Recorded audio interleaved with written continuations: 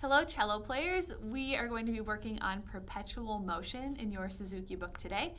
Before we start tackling this, let's break this long and intimidating looking song into more manageable chunks. So grab a pencil, and over measure 1, you're going to put the letter A. All right, now find measure 5. So 1, 2, 3, 4, 5. Label that with a B. And then over measure 9, so 5, 6, 7, 8, 9, label it with a C. And then measure 13, we're going to put another A. Okay, your line breaks may be in different spots than mine just because I have an older version of the book here. So make sure you're counting those measures. So again, the beginning starts with an A. Starts with a section A, the pitch is D. And then measure 5 is B. Measure 9 is where the C part starts. And then A comes back in measure 13. So it's like a sandwich. The A's are the bread, and then there's jelly, and then there's peanut butter in between. So the first thing you probably noticed when you looked at Perpetual Motion was that is a lot of eighth notes. Yes, facts, there's lots of eighth notes. But it's not so bad because every single note is an eighth note. So whatever speed you go, as long as every single note is the same speed, you're correct. So this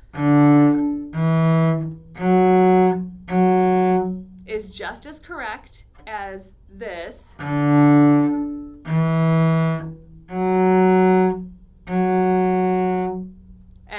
it's just as correct as this. Okay, so whatever speed you can play accurately is the right speed to go. Okay, so I'm going to play the A section and then show you some of the challenges in it. 1, 2, here I go.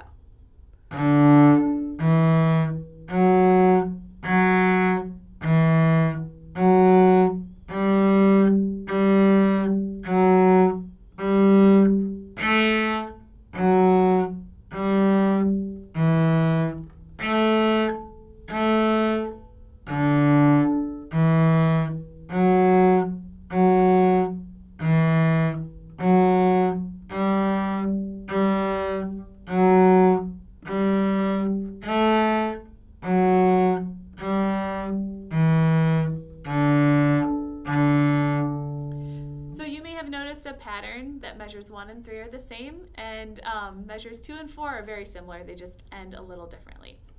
So let's tackle measure 2 first. That's where our first challenge is. So I've got my F sharp down. As I cross over to the A, I'm going to pick up that G, my pinky, but keep that F sharp down so that it's there when I cross over. The biggest problem that I see with cello players in Perpetual Motion is that their hand starts to slide down because they're not keeping their hand close enough to the string when they have an open string. So they're lifting up their fingers and then the hand goes down in a different spot. So we're going to practice having good hand position by keeping our fingers as close to the string as possible. So I'm going to start on measure 2, and we're just going to do those first 4 notes and practice that tunnel. 1, 2, here we go.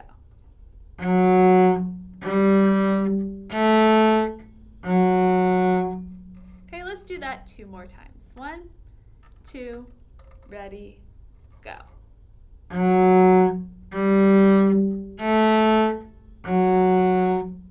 One more time. 1, 2, ready, go.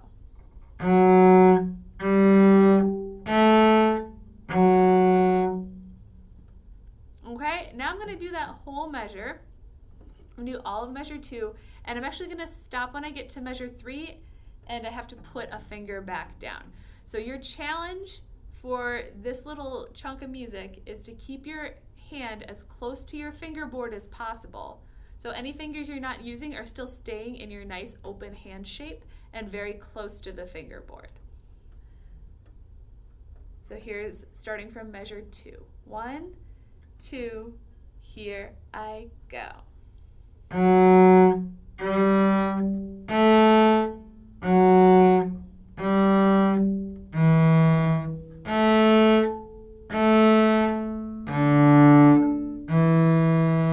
Okay, so here's where we check. Looks good. All right, so keep that as close as possible. Let's do that one more time, and then we'll move on. So here's measure 2, and going into measure 3 until we have to put a finger down again. 1, 2, ready, go.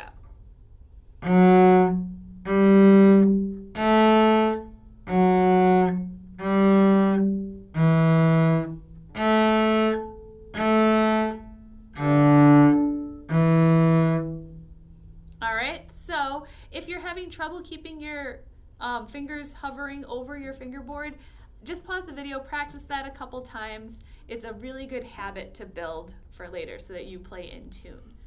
So that's the A section. I haven't yet talked about what I'm doing with my bow. Because it's all eighth notes, I'm just playing them in a slightly detached style, a little bit separated, so that every note stays even. Okay, I'm going to move on to the B section now. And we have a little more string crossing to deal with here with our elbow. So we're going to also watch and make sure our hand stays hovering and that we have a good elbow height for our A string and our D string so that our finger placement stays accurate. So I'm going to start with the first couple measures of the B section. 1, 2, here I go.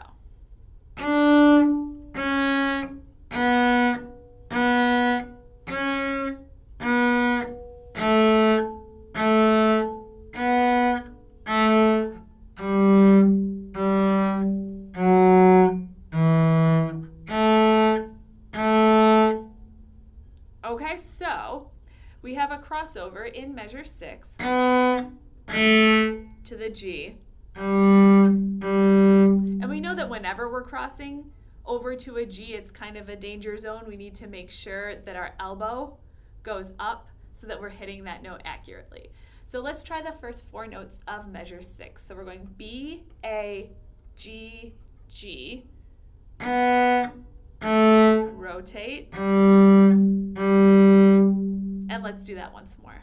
Ready, go. All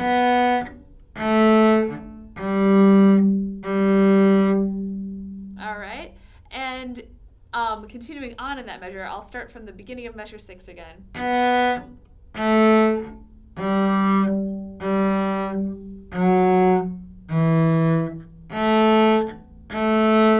Sneak a little peek before you go, or use your ears to make sure that you've rotated back when you go to the A string.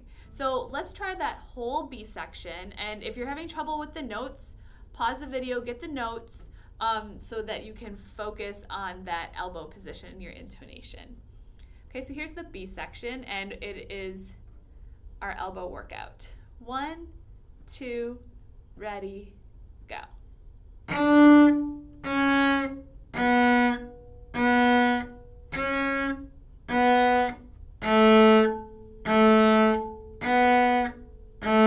Rotate.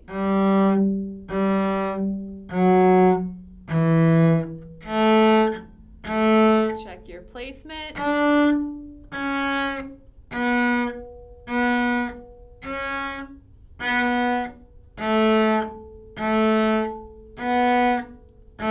Again, rotate.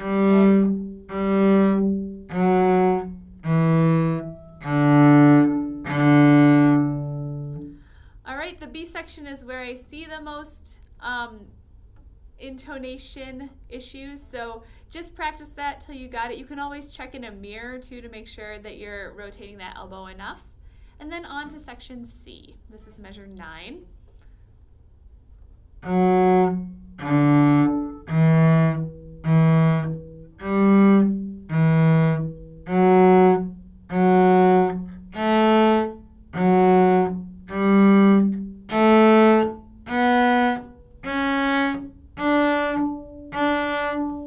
next two measures are the same, so I'm just going to do that first 2 measure bit. So we're keeping our fingers very close to the string for the first measure of C. Hover. Notice my G is ready to go right when I need it. Okay, let's try that first measure of C one more time with maximum hovering. 1, 2, ready, go.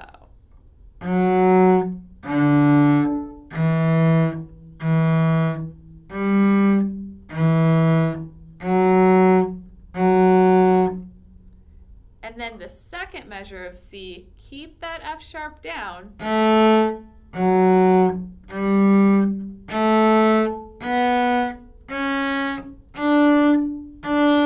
So that you have it.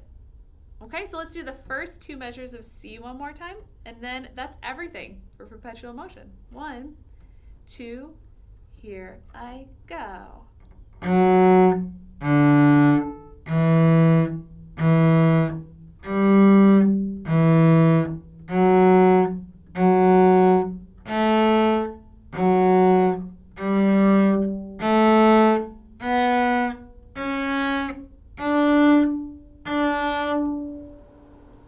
Okay, so practice keeping those fingers hovering and make sure you can play everything fluently before you attempt to speed it up. And that is everything you need to know for perpetual motion on the cello.